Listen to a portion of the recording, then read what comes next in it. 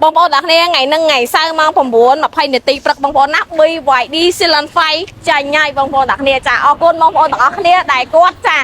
គ្រប់ត្រមកលើវត្ថុមានលៀបតែផលណាបងប្អូនទាំងគ្នាណាចានៅទីតាំងមកខាងប្អូនបងហើយមិនថាថ្ងៃច័ន្ទអង្គារពុធពហុសុក្រសៅរ៍អាទិត្យថ្ងៃបុណ្យថ្ងៃទៀនថ្ងៃធម្មតាបងប្អូនទាំងគ្នាមានអតិថិជនគ្រប់ត្រច្រើនខ្លាំងមែនតើបងប្អូនទាំងគ្នាដែលសារតែកន្លែងនេះគឺមានតំណុកចិត្តមានទំនួលខុសត្រូវខ្ពស់ទៅលើគុណភាពអតិថិជនមួយដឹងមួយលះតែម្ដងបងប្អូនទាំងគ្នាណាហើយអ្វីដែលសំខាន់គឺមានគ្រប់សេរីគ្រប់ model ទៀតបងប្អូនទាំងគ្នាចាសំខាន់បងប្អូនណាចាកន្លែងនេះបងប្អូនរំលោះស្រួល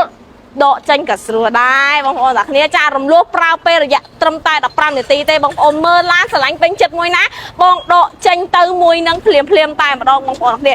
អញ្ចឹងសម្រាប់បងប្អូនដែលគាត់ចាប់អារម្មណ៍ប្រភេទរថយន្តម៉ាកឯកដោយទីតាំងនេះគឺមានទាំងអស់ចង់លក់ចង់វាយដូរចង់ទិញក៏ខ្ញុំមានដែរបងប្អូនទាំងគ្នាលក់រំលោះវាយដូរជាមួយនឹងលក់លុយសតគឺតម្លៃលក់ដូចគ្នាលក់រំលោះលក់មិនកង់តម្លៃទេបងប្អូនទាំងគ្នាចាចុះបានដូចគ្នាអញ្ចឹងសម្រាប់បងប្អូនដែលគាត់ចាប់អារម្មណ៍លក្ខខណ្ឌដែលល្អបងប្អូនចាប់អារម្មណ៍ប្រភេទឡានដែលមានគុណភាពច្បាស់លាស់មួយដឹងមួយបងប្អូនទាំងអស់គ្នាអាចមកដល់ជាមួយនឹងវត្ថុមានលៀបតែផលបានបងប្អូនទាំងគ្នាទីតាំងងាយស្រួលខ្លាំងមែនតើបងប្អូននៅខាងលិចស្តុបតែផនចម្ងាយត្រឹមតែ300ម៉ែត្រតែប៉ុណ្ណោះបងប្អូនណាពេលដែលបងជិះមកដល់បងឃើញហើយឃ្លាំងណានមកខាងបងអូនតបោសក់ក្រហមសក់អបប្រឡាក់ពីចិត្តពីអូតូអរគុណ